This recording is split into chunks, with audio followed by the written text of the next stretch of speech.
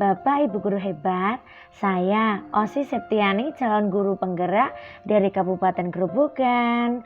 Pada video kali ini saya ingin memaparkan tentang demonstrasi kontekstual pada modul 3.1. Perkenalkan, fasilitator saya yaitu Ibu Aminah Agustina dan pendamping praktik Bapak Eri Haryanto. Pada video kali ini saya akan mewawancarai yang pertama yaitu Bapak Ali Murtopo sebagai Kepala Sekolah TK Dharma Wanita 1 Bago, Kecamatan Keradinan, Kabupaten Grobogan. Berikut rekaman suaranya. Assalamualaikum Pak, maaf mengganggu waktunya sebentar Pak. Waalaikumsalam Bu. Ya Bu, ada apa? Pak, mohon waktunya sebentar. Saya akan mewawancarai panjenengan sebagai tugas saya yaitu pengambilan keputusan berdasarkan nilai-nilai kebajikan sebagai seorang pemimpin. Oh nggih Bu, siap. Monggo.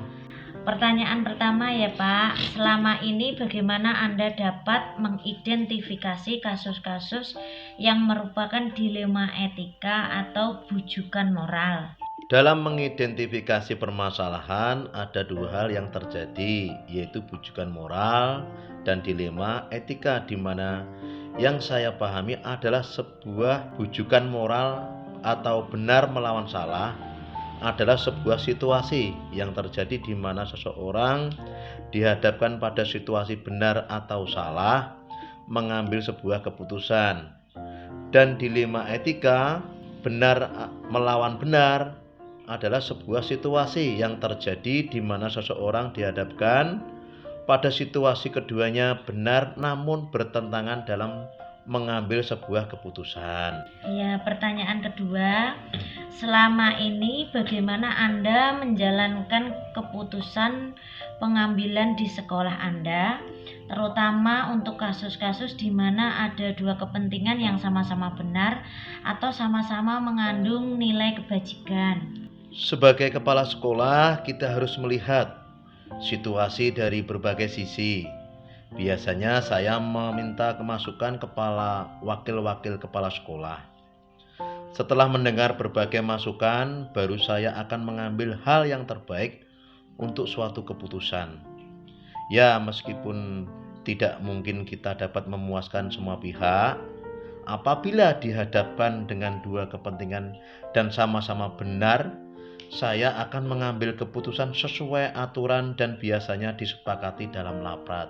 Iya, berarti kita harus mengambil keputusan itu sesuai peraturan yang ada ya Pak ya. Ya, pertanyaan ketiga Pak, langkah-langkah atau prosedur seperti apa yang biasa Anda lakukan selama ini? Yang pertama saya lakukan adalah dengan mengidentifikasi permasalahan yang ada, kemudian saya menganalisis, mengenali nilai yang bertentangan dalam situasi ini. Setelah itu saya menentukan siapa yang terlibat. Dalam hal ini seringkali saya melibatkan guru untuk mengumpulkan fakta. Kemudian saya akan melakukan pengujian benar salah, melaksanakan 3 prinsip solusi resolusi, mencari kemungkinan penyelesaian atau opsi trilema. Selanjutnya saya akan membuat keputusan kemudian mereverifikasinya. Oh begitu ya Pak. Berikutnya Pak, hal-hal apa saja yang selama ini Anda anggap efektif untuk pengambilan keputusan pada kasus-kasus dilema etika? Ketika berhadapan dengan dilema etika, hal yang cukup efektif adalah dalam pengambilan keputusan pada kasus dilema etika adalah menggunakan 3 prinsip resolusi, yaitu berpikir berbasis hasil akhir, berorientasi pada aturan yang benar, dan mengutamakan rasa peduli. Kemudian juga memperhatikan dampak jangka panjang juga merupakan hal yang efektif. Selain itu juga seringkali saya melakukan diskusi dengan para guru dan pemangku kepala sekolah untuk menyelesaikan sebuah kasus atau permasalahan berdasarkan nilai-nilai kebajikan terpenuhi. Terus yang kelima Pak, hal-hal apa saja yang selama ini merupakan tantangan dalam pengambilan keputusan pada kasus dilema etika? Bagaimana menyampaikan keputusan yang diambil bisa dipahami dan diterima Ya. oleh berbagai pihak yang berbeda berpandangan. Selain itu adalah regulasi atau peraturan yang berlaku, ada kalanya juga menjadi kendala dalam pengambilan keputusan. Iya. Sehingga harus bermusyawarah dan kita melibatkan pertimbangan dari stakeholder atau lembaga yang terkait dengan masalah atau kasus yang terjadi di sekolah. Iya, Pak. Berikutnya, Pak, apakah Anda memiliki tata kala atau jadwal tertentu dalam penyelesaian kasus dilema etika? Apakah Anda langsung menyelesaikan di tempat atau memiliki jadwal untuk menyelesaikannya? Bentuk atau prosedur seperti apa yang Anda jalankan, Pak?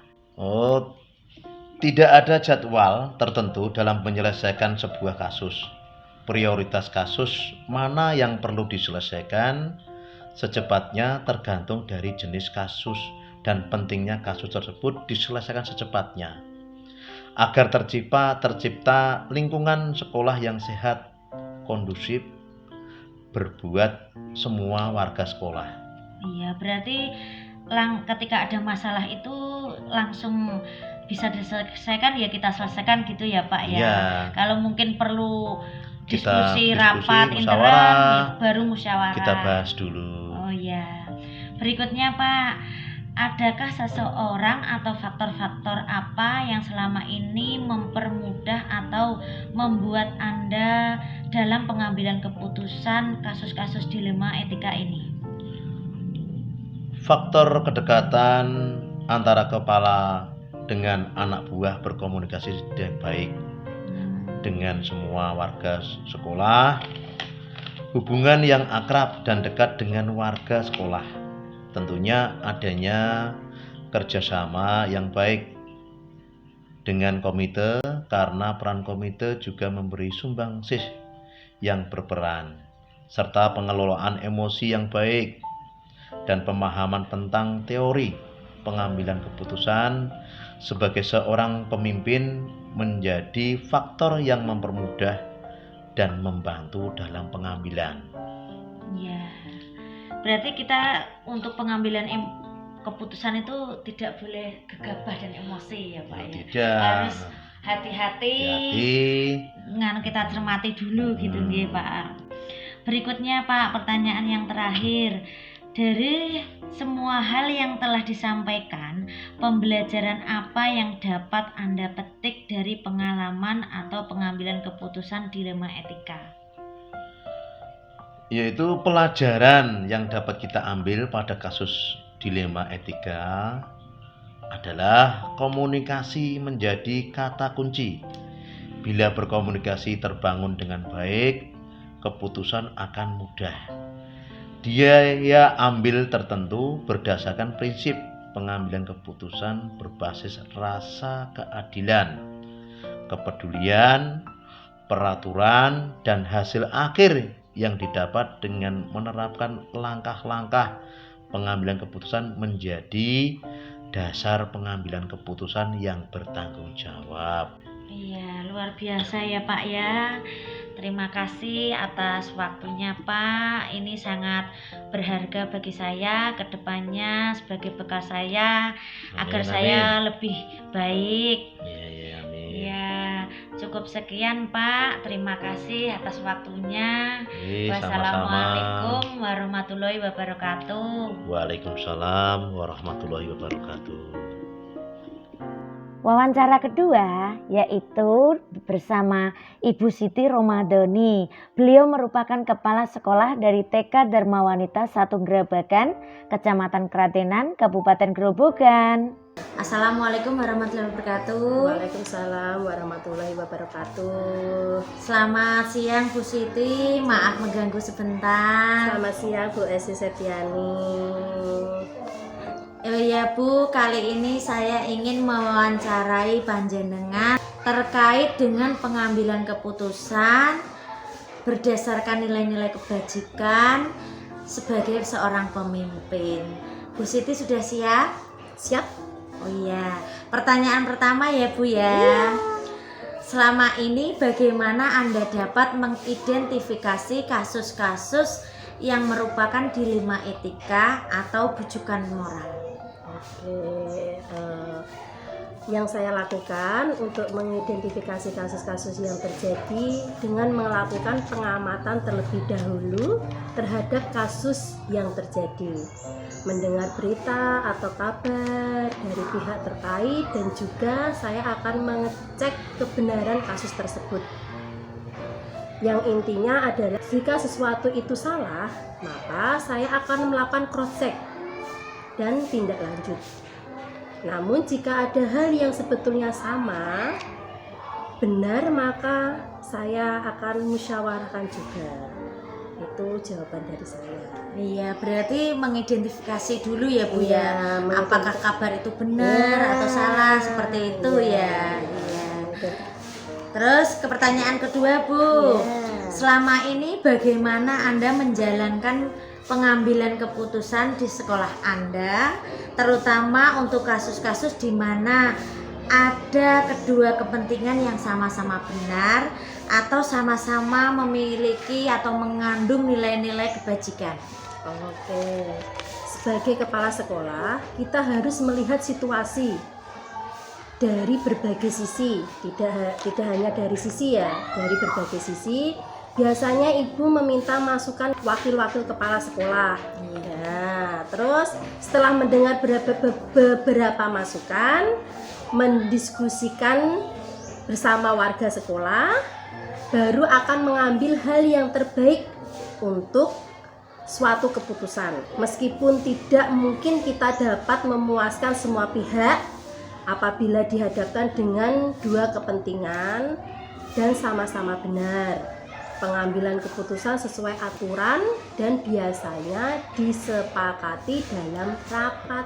Oh gitu. Iya. Berarti harus ada koordinasi rapat kembali ya Bu ya, di antara warga sekolah, ya. wakil kepala sekolah, mungkin dengan Iya. gurunya, seperti itu. Iya.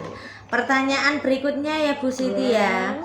Langkah-langkah atau prosedur seperti apa yang biasa Anda lakukan selama ini? Langkah-langkah atau prosedur ya? Iya. Oke. Yang pertama, saya akan mengecek dulu permasalahannya seperti apa dulu. Kita harus cross check dulu, terus menentukan pihak mana saja yang terkait ya, terus mendiskusikannya dengan dewan guru. Jika menyangkut kepentingan sekolah, kita harus mendiskusikan dulu dengan dewan gurunya jika itu permasalahan itu menyangkut dengan lingkungan sekolah ya. Terus secara umum kemudian kita membuat keputusan bersama. Namun jika itu berkaitan dengan tugas saya pribadi, maka saya akan putuskan sendiri dengan mempertimbangkan baik buruk serta aturan yang berlaku. Oh iya. Berarti Anda akan melalui langkah-langkah seperti tadi, Iya. baru diskusi bersama Iya. para guru Iya. dan memutuskan ya Bu Iya, ya. kalau Iya. itu masalahnya itu terdapat pada diri saya yang langsung langsung memutuskan, Iya. kecuali kalau itu berkaitan dengan sekolah. Iya. Berikutnya ya Bu Siti Oke. ya. Hal apa yang selama ini Anda anggap efektif dalam pengambilan keputusan pada kasus-kasus dilema etika? Oke, pengambilan keputusan pada kasus-kasus dilema etika ya Bu Asi ya. Iya. Hal-hal yang efektif dalam pengambilan keputusan adalah senantiasa menjalin dan menjaga keberpihakan melalui kebersamaan dan komunikasi dengan unsur pimpinan, terutama yang dapat memperkaya referensi kita untuk memutuskan kasus dilema etika.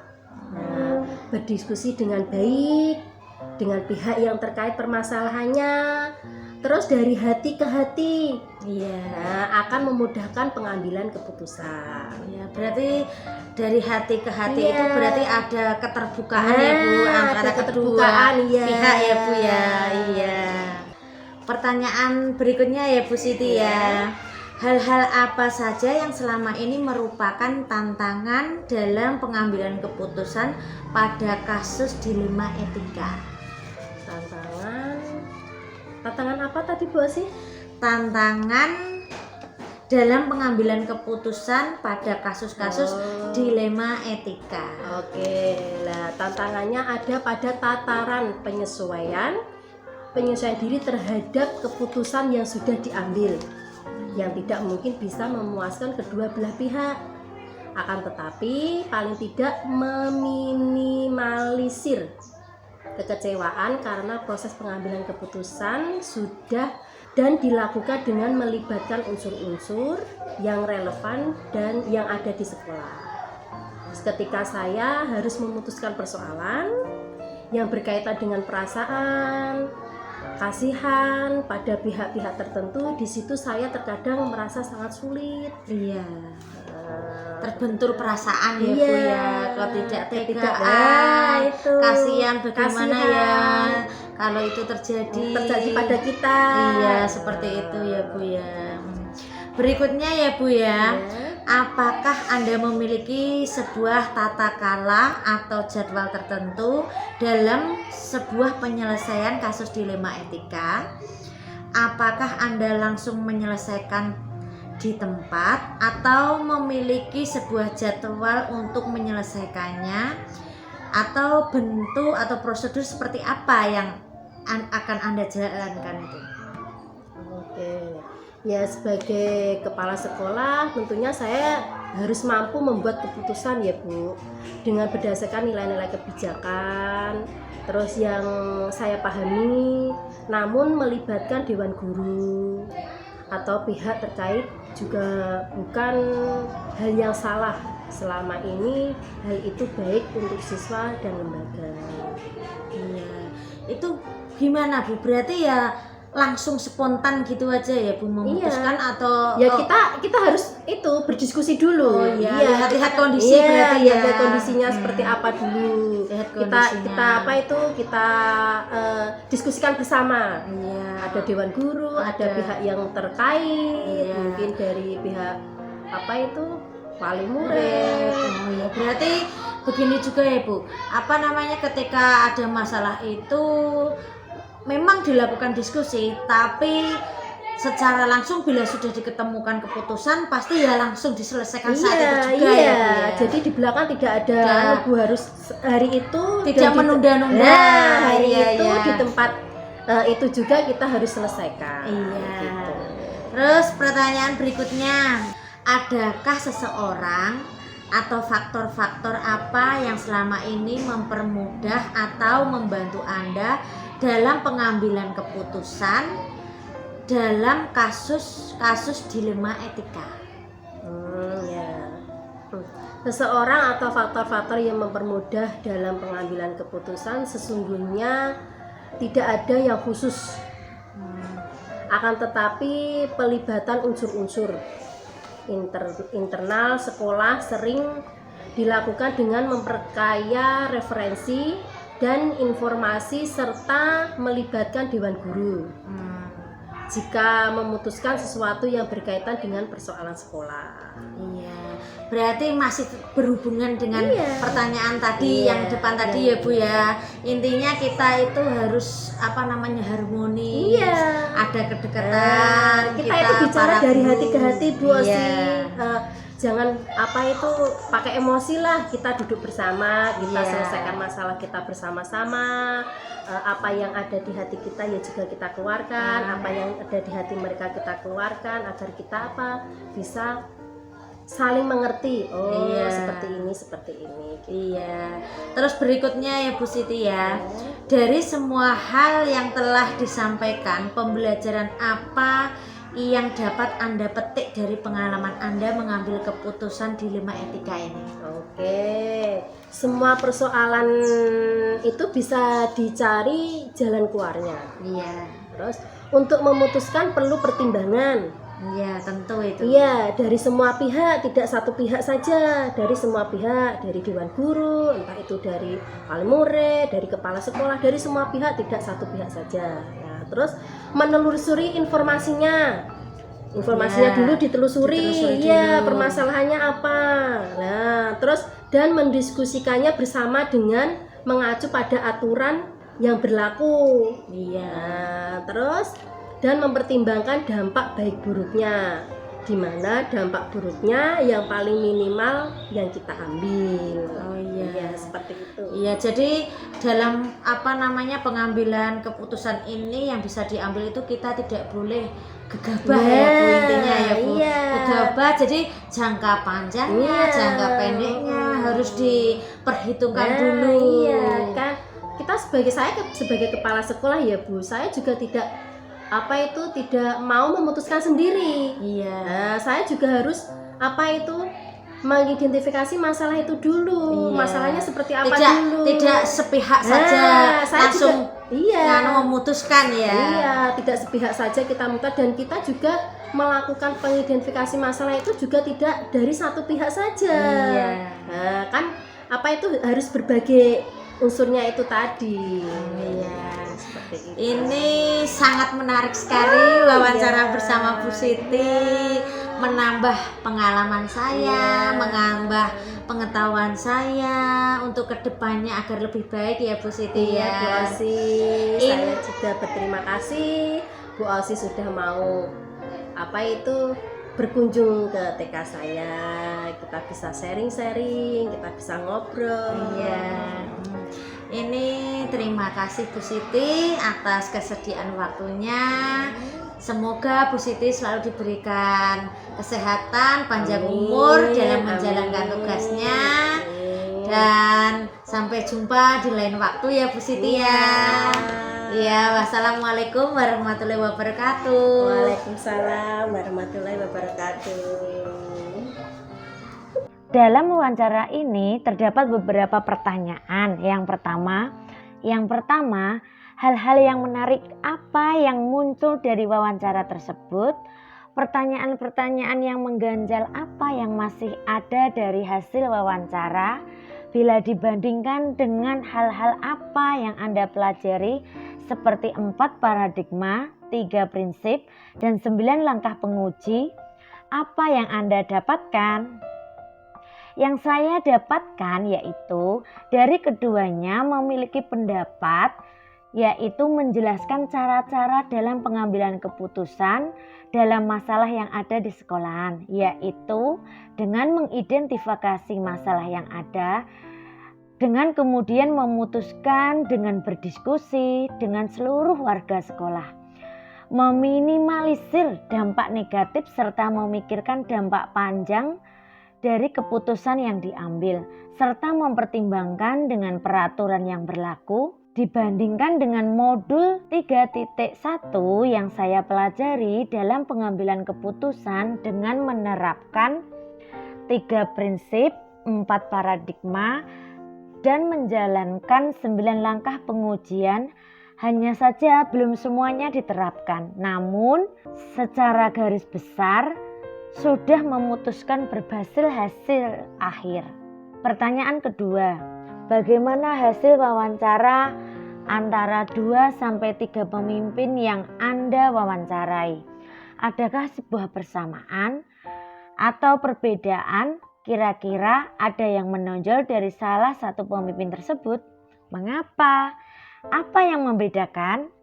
Yaitu berdasarkan hasil wawancara ada beberapa kesamaan, yaitu tahap mengidentifikasi masalah atau mengumpulkan bukti secara akurat, pengambilan keputusan dengan mempertimbangkan peraturan yang ada melalui diskusi atau rapat. Pada pemimpin pertama mengedepankan pengambilan keputusan melalui 9 langkah pengujian keputusan dengan 4 paradigma. Sedangkan pemimpin kedua lebih menonjolkan analisis pencarian data dan bukti yang menjadi bahan pertimbangan dalam pengambilan keputusan. Menurut saya, yang sesuai dengan analisis saya adalah pemimpin pertama karena lebih sesuai dengan tahap-tahap pengambilan keputusan yang ada pada modul 3.1. Pertanyaan ketiga, Apa rencana ke depan para pemimpin dalam menjalani pengambilan keputusan yang mengandung unsur dilema? Bagaimana mereka bisa mengukur efektivitas pengambilan keputusan mereka? Yaitu rencana ke depan para pemimpin jika dihadapkan dengan masalah dilema etika adalah melalui analisis permasalahan secara runtut dan lengkap berdasarkan 4 paradigma, 3 prinsip, dan 9 langkah pengujian keputusan. Para pemimpin dapat mengukur efektivitas pengambilan keputusan dengan cara melakukan uji benar salah, serta melakukan refleksi dan evaluasi ketercapaian keputusan yang diambil berdasarkan komunikasi dari berbagai pihak yang terkait untuk mengumpulkan fakta-fakta yang relevan untuk pengambilan keputusan yang terbaik. Yang terakhir, bagaimana Anda sendiri akan menerapkan keputusan dilema etika pada lingkungan Anda, pada murid-murid Anda, dan kolega guru-guru Anda yang lain. Kapan akan Anda menerapkannya? Yaitu jika saya dihadapkan dengan permasalahan dilema etika untuk pengambilan keputusan dan menguji keputusan, saya akan menerapkan 9 langkah pengambilan dan pengujian keputusan melalui mengenali nilai-nilai yang bertentangan, menentukan siapa yang terlibat dengan mengumpulkan fakta-fakta yang relevan, melakukan uji benar salah, menguji paradigma benar lawan benar, melakukan prinsip penyelesaian dilema atau resolusi, melakukan investigasi uji trilema untuk memutuskan serta merefleksikannya. Saya akan menerapkan jika dihadapkan dengan masalah dilema etika atau bujukan moral. Dan apabila menemui kasus tersebut pada teman saya akan menawarkan bantuan kepadanya. Terima kasih. Sekian video dari saya, semoga bermanfaat dan dapat menginspirasi kita semuanya. Salam dan bahagia. Semangat!